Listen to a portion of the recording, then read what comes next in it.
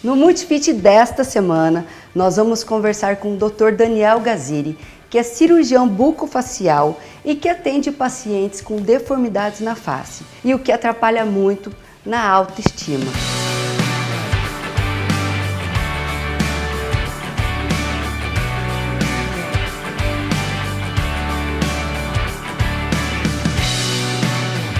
Dr. Daniel, quais as deformidades mais frequentes na região dentofacial? Daiane, muito importante a tua pergunta, e é uma pergunta muito frequente, né? O paciente hoje, com acesso à internet, às informações, ele já vem meio sabendo o problema dele.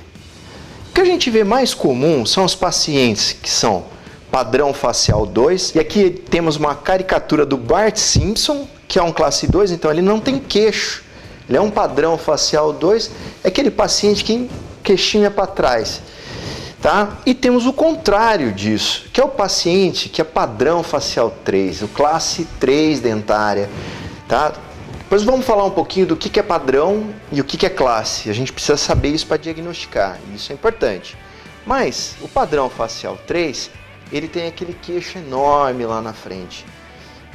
Os dois casos incomodam os pacientes.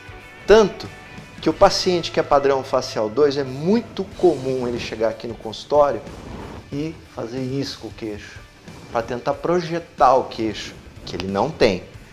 E o paciente padrão facial 3, ele faz o contrário, ele vem mais cabisbaixo para o consultório, tentando esconder aquele queixo a mais que ele tem.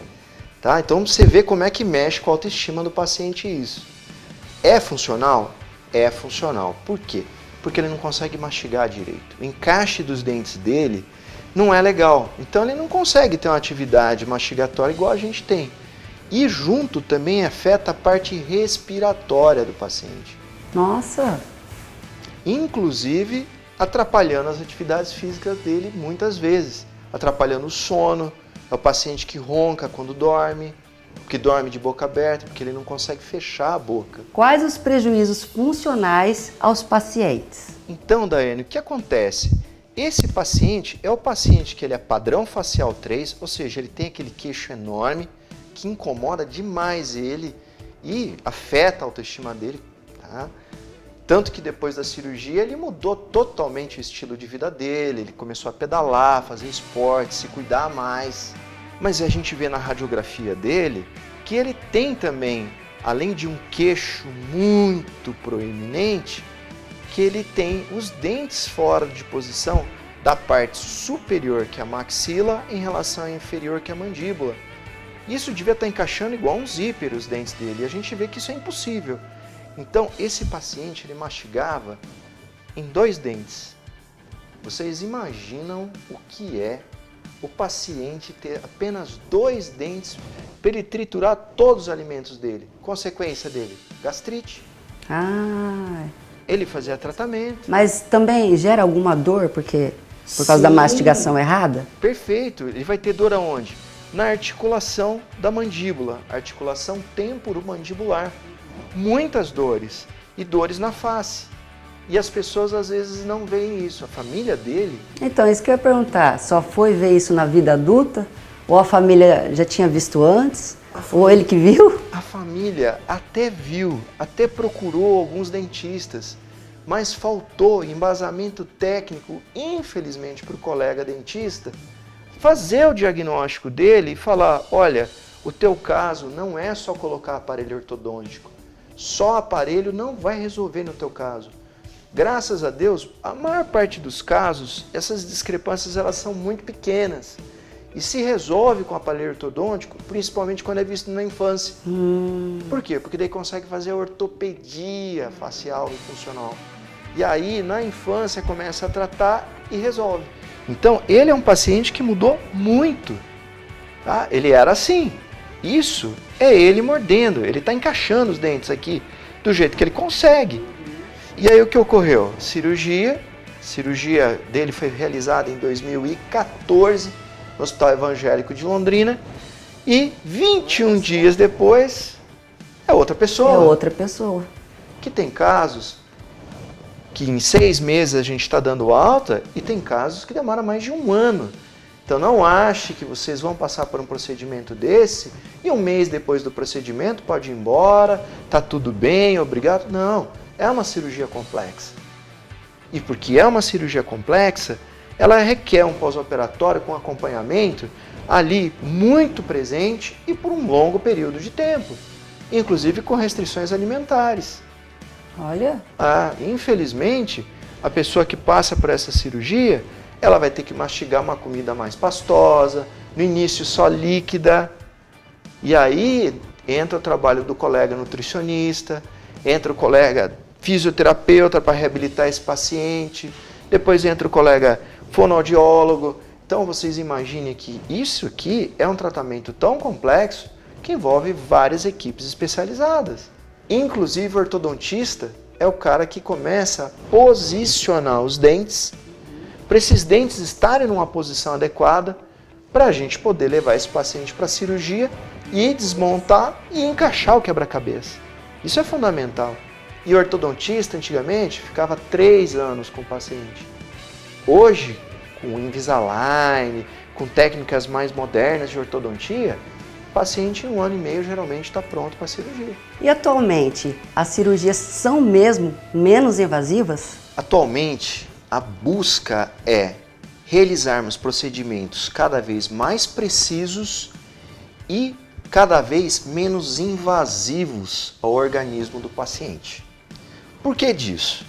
Se nós conseguimos ter procedimentos que a gente faz com a precisão maior, isso já ajuda a diminuir o tempo da cirurgia e isso é fundamental para o paciente ter uma recuperação mais rápida. Além disso, as técnicas evoluíram. Hoje nós temos 2 grandes brasileiros que são o Jonatas Klaus e o Matheus Spinella, que inclusive fizeram esse livro, e esse livro está sendo muito utilizado por vários colegas cirurgiões da minha área, e eles preconizaram, através desse livro, trazer de fora, do exterior, as técnicas minimamente invasivas. O que acontece nessas técnicas, Dai? Em vez da gente fazer cortes enormes, entrar lá, descolar tecido, músculo, sabe? Fazer algo que você está expondo um monte o paciente, você faz cortes cada vez menores, faz processos que a gente chama de tunelização e descola menos musculatura. E a hora que eu faço isso, agredindo menos os tecidos, os músculos, o tecido ósseo, eu faço que o paciente se recupere mais rápido, que ele sofra menos com o pós-operatório. Então o pós-operatório é mais ameno, dura menos, o paciente é reabilitado de forma mais rápida e eu acho que isso é o mais legal. Eles falam de técnica minimamente invasiva. Eu e outro colega, o professor Eduardo Oshuli, falamos que é filosofia. Olha. É uma nova filosofia do jeito de você enxergar a cirurgia e tratar o paciente para recuperar ele o mais rápido possível. Você me disse antes de começarmos a gravar que os pacientes chegam aqui muitas vezes com a autoestima baixa. Isso é frequente? Dai, você me fez uma pergunta muito importante sobre a autoestima dos pacientes. Esse é um dos fatores que eles vêm buscar a gente, que nem é essa paciente. Eu acho que o semblante dela diz tudo sobre a autoestima dela. Ela era a pessoa que, óbvio, tinha as dores em face, igual a gente já falou, mas fora isso, a autoestima dela era muito baixa. Ela ficava no emprego 3 meses em média e trocava de emprego, não conseguia interagir bem com as outras pessoas no ambiente de trabalho dela, era a pessoa que estava fazendo tratamento para depressão, tá? E é uma pessoa jovem, é uma pessoa de 21 anos. Nossa. E tem um aspecto bem envelhecido na face. E, óbvio, a gente brincando bastante com ela para ela dar um sorriso, porque a gente precisava entender o problema da deformidade dela. E ela tem uma assimetria da face. Se a gente vê o lado esquerdo, ele é muito menor que o direito. Então isso dá dores, isso dá problemas funcionais, mas dá um problema emocional, que é a autoestima baixa. E essa é a foto que ela me mandou 2 meses depois de operada. Então, ela é uma paciente que nunca veio maquiada no consultório antes da cirurgia, para preparar para a cirurgia. Eu nunca tinha visto ela usando brinco. batom. E quem é mulher sabe. Mulher, antes de sair de casa, ela vai lá no espelho, ela arruma o cabelo, ela coloca um brinco, ela passa um batom, ela passa um rímel. Ah, sim. Ela quer sair poderosa de casa, ela quer sair de bem com a vida. Entendeu? Isso faz parte da rotina de uma mulher. E ela não era assim. E 2 meses depois da cirurgia, a gente vê a diferença do brilho nos olhos dela. Tá? E essa foto ela mandou para mim da casa dela. Doutor, eu tô assim hoje. Então, isso é nossa realização profissional maior. Que você fala, mudei a vida de alguém. Eu fiz, a minha equipe fez diferença na vida de alguém para a vida dela ser uma vida mais feliz. Hoje, ela é instrumentadora cirúrgica. Olha. Olha para que lado ela foi. Está casada, tem filhos. Então, a vida dela seguiu. Mudou para onde ela queria mudar. Fato interessante, o que ela fez com todas as fotos de antes da cirurgia que ela tinha? Guardou dentro de uma caixa de sapato, enfiou lá no guarda-roupa, lá em cima, lá escondido debaixo dos cobertores. Ela me contou isso. Doutor, aquelas minhas fotos que eu tinha antes da cirurgia, na minha vida não existe mais nenhuma. A minha vida é daqui para frente. E, doutor, aqui, o que ela fez? Você pode contar pra gente? Ela fez uma cirurgia ortognática na qual nós reposicionamos os ossos da maxila, da mandíbula e do mento. Então, a gente pegou a estrutura que estão os dentes e está envolvendo parte do nariz, fizemos um corte no osso chamado osteotomia, colocamos na posição favorável e placas e parafusos de titânio para fixar. O osso de baixo, que é a mandíbula, foi feita a mesma técnica de osteotomia e o queixo também, para dar uma estética e uma harmonia na face dela favorável. Óbvio, isso é uma cirurgia realizada em 2006. Olha quantos anos já, e já conseguíamos um resultado desse. E hoje? Hoje nós damos um resultado muito melhor, com pós-operatório muito mais ameno e muito mais rápido. E após a cirurgia, o que muda? Dai, respondendo que você me perguntou o que muda. Muda, óbvio, a parte funcional, que é o que a gente quer, para a pessoa voltar a mastigar corretamente, voltar a respirar bem. Essa é uma mudança funcional muito importante. Mas uma coisa que é muito marcante nesses pacientes, que realmente mudam, é a felicidade. É um reencontrar da felicidade que cada caso que chega nessa fase, para nós, para nossa equipe, é o que nos motiva.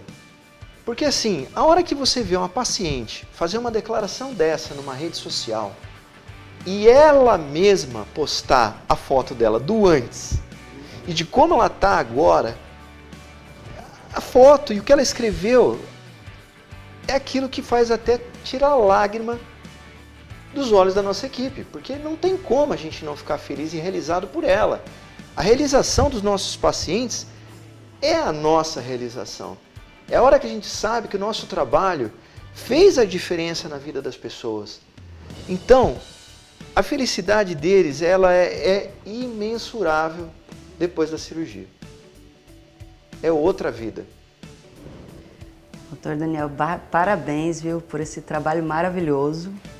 Parabéns. Obrigado, querida. E aí, gostou do vídeo? Curte aqui embaixo e se inscreva no canal da Multi TV. Semana que vem tem mais. Tchau!